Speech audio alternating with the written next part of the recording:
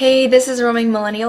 Good morning, easily offended millennials. Welcome back to my channel, and today we would like to talk about how to have respectful conversations with people who disagree with us. And I say we because this video is actually a collaboration with Milo Stewart. All white people are racist. Milo and I have very different opinions about a lot of things, but something we both agree on is that we should all be trying to have more constructive and less aggressive dialogues with each other, especially since we're in a time where everything seems so polarized. All men are misogynistic. And this isn't Milo and I saying, "Oh, we're so great at being diplomatic, learn from us peasants." That is not it at all. I certainly hope that's not what you were trying to say, because one of you is the antithesis of diplomacy. Why you think the person who holds positions like All cisgender people are transphobic would give useful input on less aggressive and less polarizing arguments? I have no idea. I don't know what you were thinking.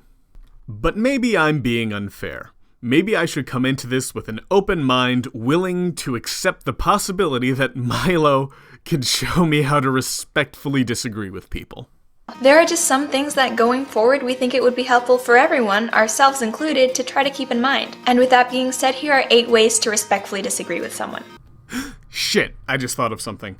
What if I don't care about being respectful when I disagree? You implied that you were interested in more constructive dialogue, so is your position that being respectful is akin to being constructive? Because that's going to be a sticking point moving forward. There are positions that do need to be responded to, but don't need to be respected. One thing I think is really helpful in de-escalating disagreements when we're talking to someone with different opinions is to try our best to understand their point of view. When someone says something we disagree with, "There are only 2 genders! We all have implicit racial and gender-based biases!" Our first reaction can be to go on the offensive and start attacking them and telling them all the reasons why they're wrong. But all too often, we forget to make an effort to understand exactly what the person actually means and their reasons for thinking the way they do. I have lots of problems with that last segment. Firstly, why is de-escalation the goal? If I wanted an argument to come to an end, I would seek de-escalation, but presumably if I'm already in a disagreement, I'm either trying to convince the other person, convince an audience, or I'm testing my own position. De-escalation is useful to none of those ends. In fact, de-escalation isn't even necessarily respectful. I can have a highly escalated argument and still be respectful. I just often choose not to be. Next, you said that this was in regards to disagreements of opinion, and then cited 2 statements that are not opinions. There are only 2 genders, and we all have implicit biases, are not opinions. Those are claims, and those claims are either true or false. The only bit of that last segment I agreed with is that we should make an effort to understand what our opposition is trying to say. But that has nothing to do with respect and everything to do with communication. It's really easy to jump on someone and start criticizing their views. It's harder, but much more rewarding, to take the time and try to see where they're coming from. It's not more rewarding to understand where your opponent is coming from. That's a necessary component of argumentation. What I think you're saying is it's more rewarding to be respectful when disagreeing with people, but how? What's the benefit? Is it always more rewarding to be respectful? These are the kind of questions I was expecting you to answer, because that would explain why we should be respectful. What's the point in showing me how to do something if you never give me a reason to do that thing? Don't think that you can change or save someone by proving them wrong in an argument. Honey, if I needed saving, I would be in church. Is condescension an important aspect of respectfully disagreeing? Because I don't think it is. I think this is a very condescending way to look at someone's opinions, that they need saving. Like, what is that even? What does that mean? Do you even know? You start off by condescending to people who think you need to be saved, criticize them for being condescending, and then condescend to them again. If I give you the benefit of the doubt and say that you did that intentionally to demonstrate how being condescending isn't constructive when disagreeing with someone, you would have proven yourself wrong, because you're disagreeing with someone and using condescension as a tool for that disagreement. Alternatively, you might be entirely unaware that you just condescended to people while criticizing them for being condescending. And that's hilarious. You've either made the case against your own argument, or you have no self-awareness. I wouldn't put either past you. I think it just shows that you don't have any empathy for their opinions and their perspective, that it must be so terrible that they need saving. That's just not respectful. It's amazing how accurately you're describing yourself without realizing it. And of course, something that's often forgotten when it comes to political or social issues is that not everything needs to be a debate. Conversations with people who disagree with us don't always need to be about proving them wrong. As cathartic as a good argument can be, sometimes it's more useful to just sit and listen and learn about different perspectives. No arguing, disagreeing, or debating required. I thought the point of the video was to say how to respectfully disagree.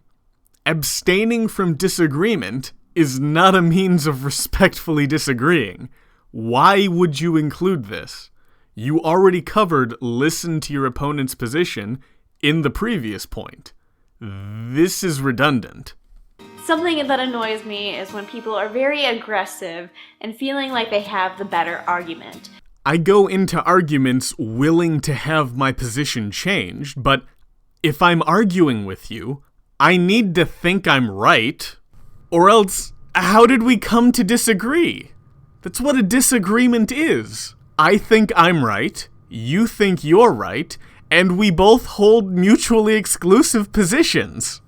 I grant that it might be annoying for your opposition to constantly flaunt how confident it is that it's right, but that's mostly because you're wrong. A lot. And you're really bad at arguing. Like saying they obliterated the person they were talking with. I don't want to get in a conversation with you if you're going to try to obliterate me. This isn't a war. This isn't freaking boxing. I'm not about that. You see, that's the beauty of modern technology. I'm gonna win this argument, and you're not even going to realize it. I can put forth this argument by itself, and I don't need you to participate any further. Now, if I was making this video to demonstrate to you that you're wrong, this wouldn't be particularly effective. But that's not my goal. In fact, you should appreciate how little I'm trying to save you, because you previously said how much you didn't like it when people did that.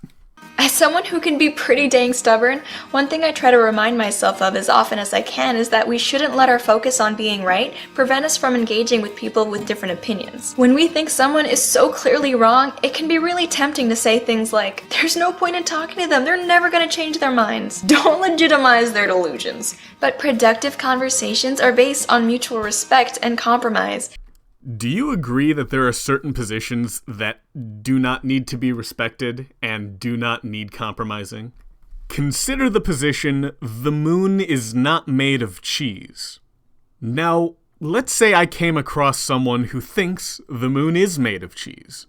What kind of compromise should I expect to have? Why would I respect their position? Contrary to the position you're espousing, there are people who are so wrong, they're not worth your time, which is a limited resource. The exception to this is if they're wrong and able to spread this bad idea, or if they're wrong and this idea is impacting their decisions in a way that is negatively affecting others. Being so entirely convinced that you're unflinchingly right and that the other person is obviously wrong isn't really conducive to either of those things. We can be smug about how right we are in our echo chambers, patting ourselves on the back, and no one will want to talk or listen to us because we're so dismissive of other viewpoints. Or we can try to be a little more humble and welcoming to people with different opinions. I feel like this is a point that needs to be re-emphasized, even though I brought it up previously. Disagreements in opinion are not the same as disagreements over claims. Claims are either true or false, and opinions represent preferences or values, which are neither true or false. While I may be welcoming to people with different opinions, I am not welcoming to false claims. And if I can demonstrate within a reasonable degree of certainty that your claim is not correct, I will extend it no respect. Being nice and respectful isn't an admission of being wrong, and besides, you catch more flies with honey anyway. Who are the flies in this analogy? Because if the flies are my opposition, I'll grant that being disrespectful is probably not a great way of convincing them. But what if they're not my target? In a debate, I'm usually not attempting to sway my opposition, though I occasionally am. Usually, I'm putting forth an argument for the public to observe. Or I'm not even doing that. I'm merely putting forth the argument in order to test the strength of the argument. If either of those are my motivation, being respectful isn't necessarily conducive to achieving that end. Don't go into every conversation with the goal of convincing the other party that you are right. Why not? Granted, it's usually not my goal, as I said previously. That doesn't mean it's a bad goal to have. Be open to changing your mind as you hope the other party is, and have a very specific goal about what you actually want to get out of the conversation. Unless that goal is to convince the other party that I'm right. Do you people listen to these back before you upload them?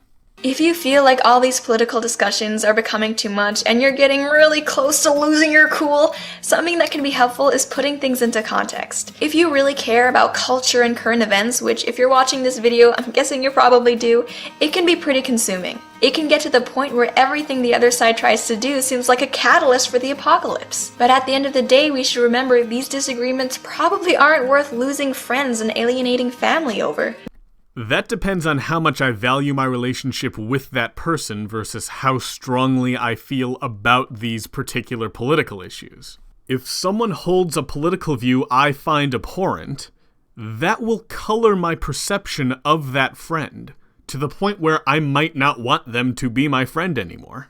That's usually not how it plays out, but it can happen and be justified in happening. They're not worth cursing at people. They're not worth going postal to prove ourselves right. Well, firstly, fuck the idea they're not worth cursing over. I curse even when I'm not in an argument. But as for getting angry over them, yeah, you can justifiably get angry over them. Again, depending on how strongly you value those particular positions. All of us are more than our social and political views, and as important as these issues are, they're not the only things that matter in the world. Knowing when to step back from all this and take some time to relax, maybe enjoy a cold beverage, could be good for all of us. That's not a component of respectfully disagreeing. That's abstaining from disagreeing. You've given this advice multiple times by now, and each time you bring it up, it's not made sense within the topic you're attempting to explore. Be understanding if No more be understanding, no more attempt to be respectful, and no more withhold voicing your opinion for the sake of someone else. I'm going to express my disagreement with you in whatever manner I'd like, and you can react to that disagreement in whatever manner you'd like. You've yet to provide any compelling reasons for why I ought self-censor in the ways you have provided, so I will opt to not. Whether or not my opponent finds my argument respectful is on them, and I have little to no inclination to give a fuck what they think.